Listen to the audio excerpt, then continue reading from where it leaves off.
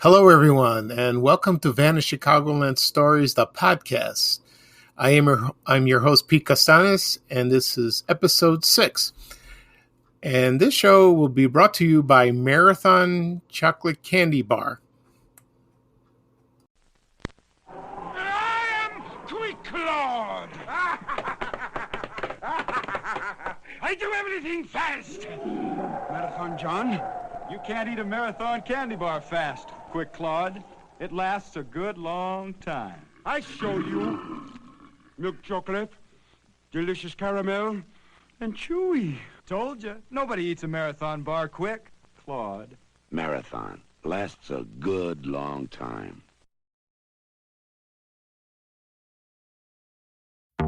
Flex your business with an American Express Business Gold Card. You'll earn 4 times membership rewards points on your top 2 eligible spending categories, like transit and electronics, each month, on up to $150K in combined purchases per year.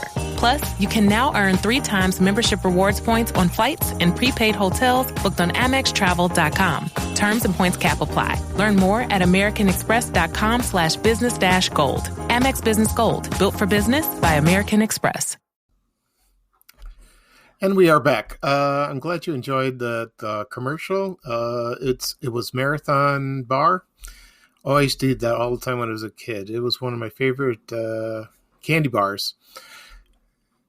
Anyway, today we'll be talking about a few things. First off, yesterday I posted a TV guide from the Chicago Daily News, and it was celebrating the 50th anniversary of the Gothic soap opera Dark Shadows that ended on April 2nd, 1971. And when I posted that, it was a lot of people saw it, and they remember watching the show when they came home from school. It aired on, I believe, at first 3:00 in the afternoon on Channel 7. It was the station was called WBKB, and then around October 1968, it changed from WLS TV on Channel 7. I never watched the show when it aired because I was very young, and the show started from June 27th, 1966.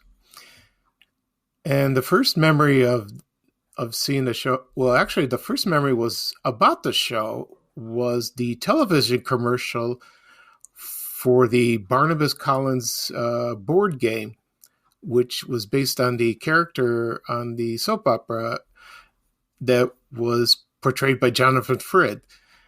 And I was living in South Shore neighborhood at the time, and I saw the commercial on TV for the first time. And when I saw Barnabas Collins bared his fangs at a woman, that put me over the edge. It disturbed me so much. I couldn't sleep for about maybe 2 or 3 days. And that was my first exposure about Dark Shadows, was that commercial. And then later on, I caught the end credits of the show, and that's what I remember. And I remember the music. It was eerie. It would scare you.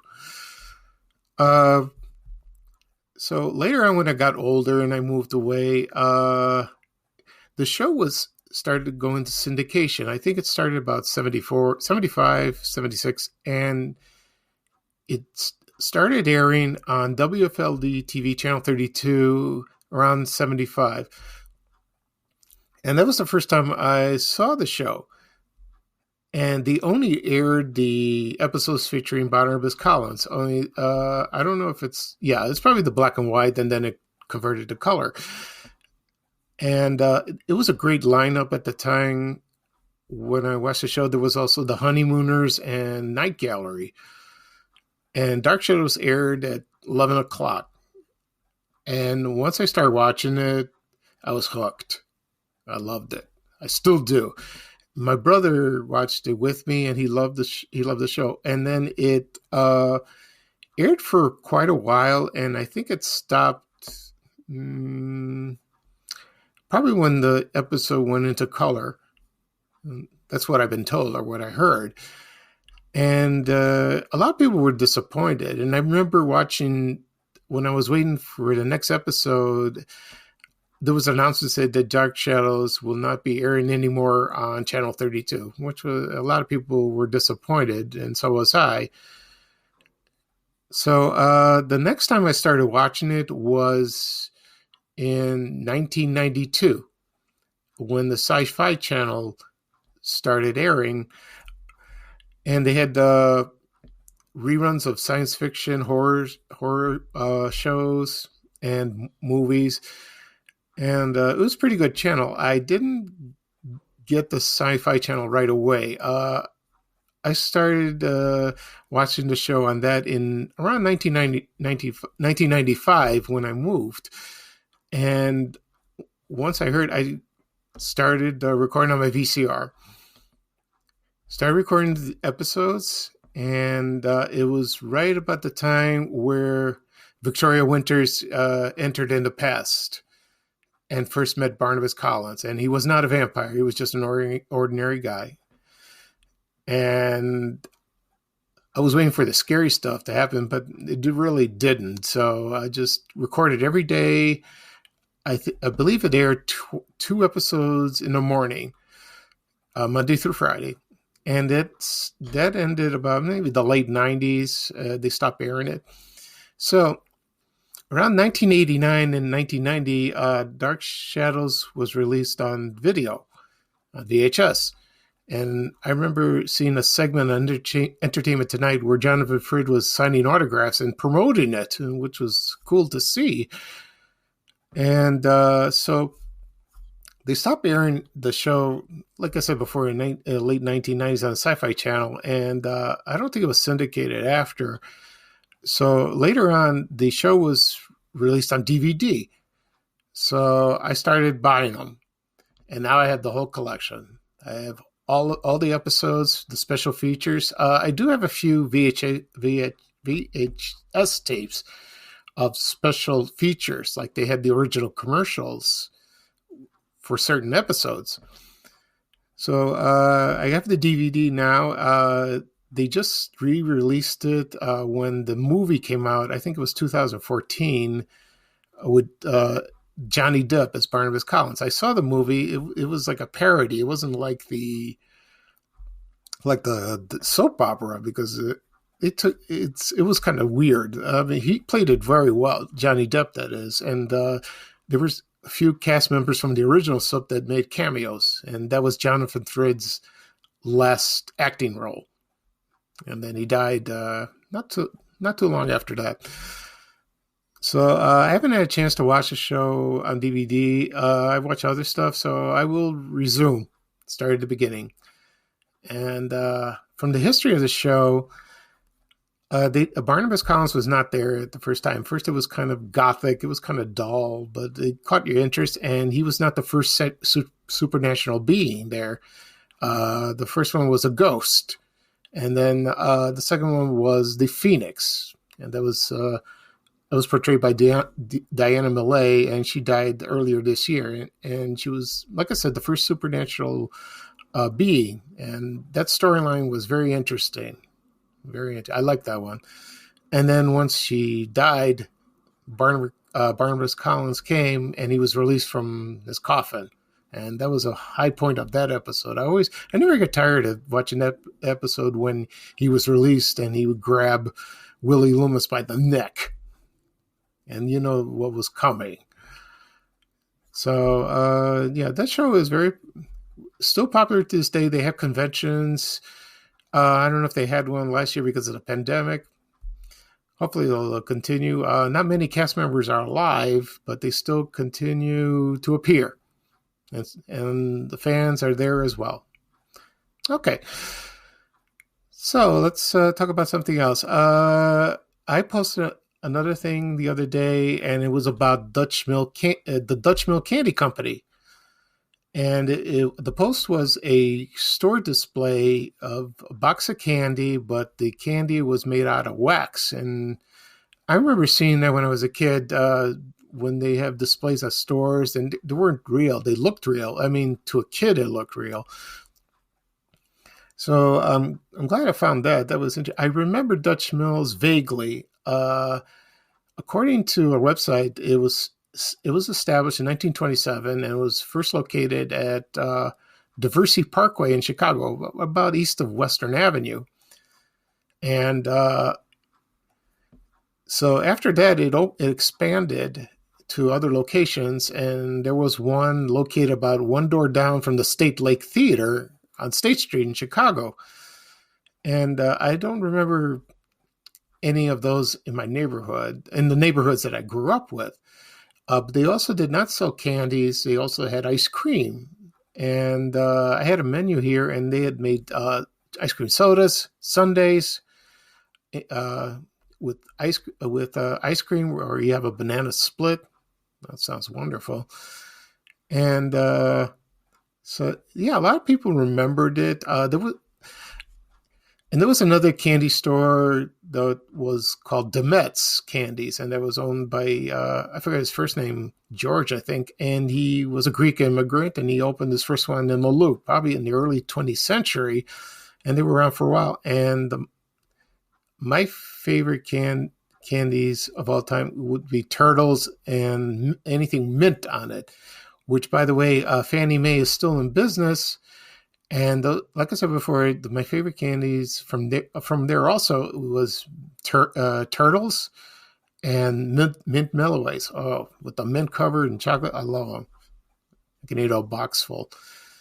So Dutch Mill Candy, went out of business probably in the mid 80s, but there's still collectibles on eBay, like boxes, Valentine Day boxes, heart-shaped boxes, and it's an interesting company.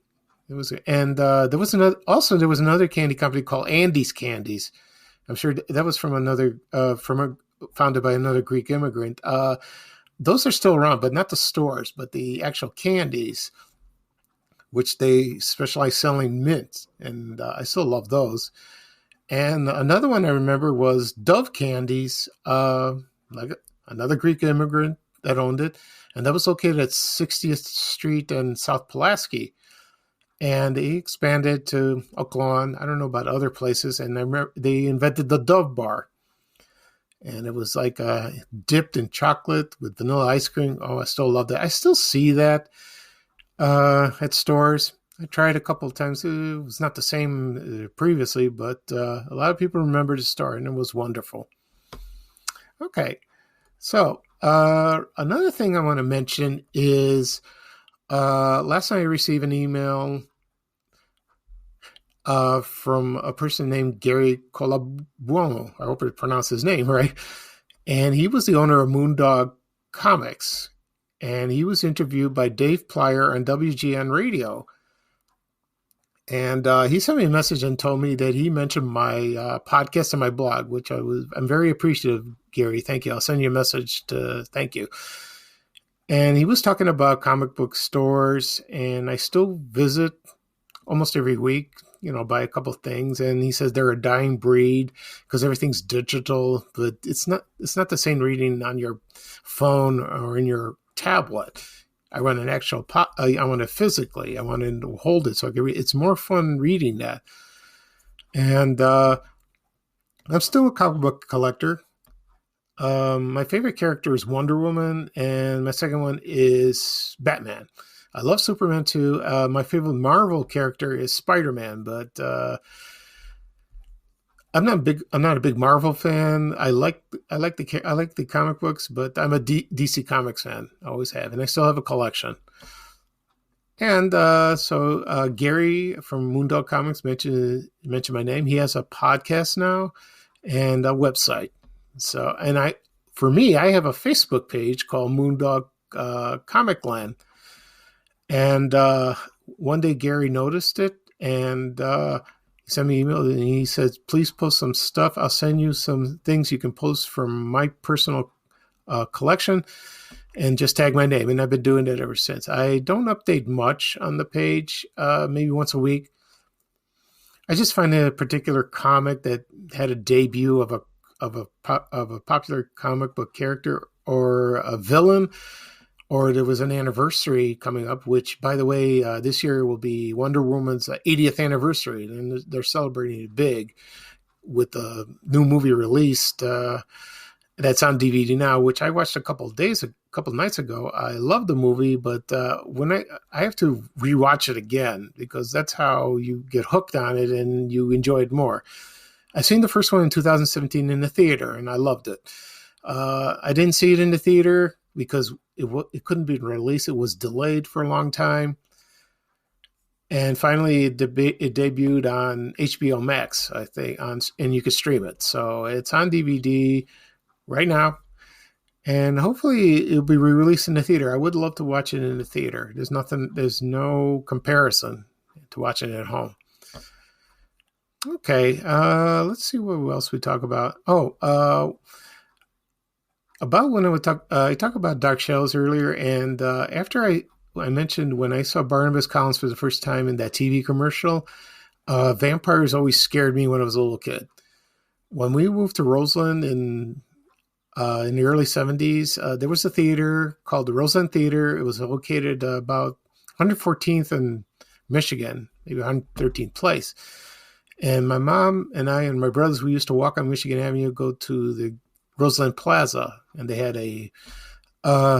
the National Food Store and the Coven Drugs.